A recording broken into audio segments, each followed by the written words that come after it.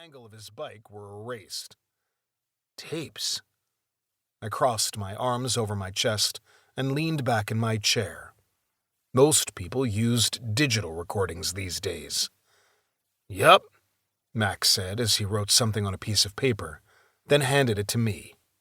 "Lucky for us, that town is behind the times."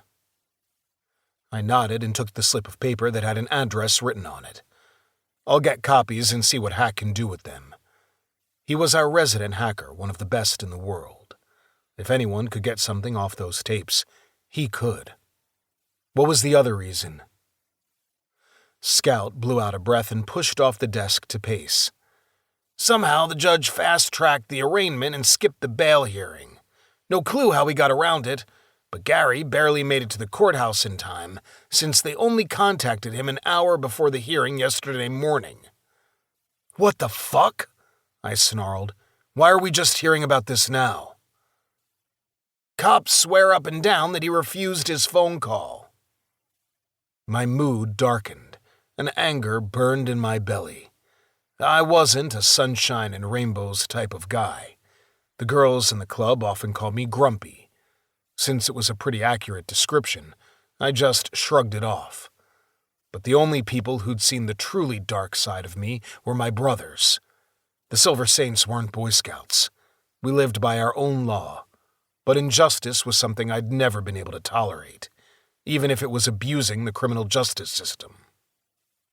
I wasn't a tortured soul or anything pussy-ish like that. My childhood had been normal and even a bit boring.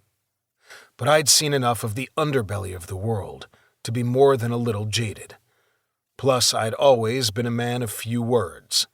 It was one of the reasons I'd stopped including a woman in my thoughts about the future.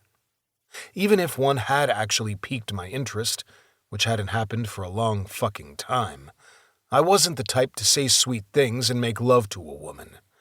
And what were the chances I'd be as lucky as my brothers and meet a woman who would accept my lifestyle and how fucking dirty my hands were? Judge gave the lawyers less than 24 hours for discovery, so Gary was scrambling, which was why he only just contacted us, Scout explained acidly. He obviously thought Gary's excuse was bullshit, and I had no doubt Scout would rough him up a little to make sure it didn't happen again. "When is the preliminary hearing?" I asked, wondering how much time I had to get this mess untangled before it went to trial. Max slammed a fist on the desktop and shared a look with his VP before facing me once more, his eyes filled with rage. He produced a document with Rom's signature that waived his right to the hearing. And he told the lawyers during a sidebar that if this proceeded to trial, Rom would most likely end up with the max prison time. Scout spat. "Are you fucking kidding me?" I practically shouted. "It's his first offense of any kind. Rom's never had even so much as a speeding ticket. I don't give a fuck if the weapon was reported stolen. It's a misdemeanor at best."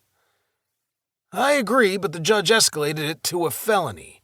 Suggested a bullshit plea bargain of 9 years, Scout informed me, his expression twisted with disgust, which I completely understood, since the max sentence for this crime was 10 years in prison.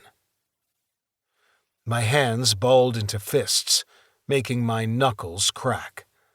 Let me guess, he also had proof that Rom confessed. Mac nodded. "Yep, it's supposedly why he denied him bail."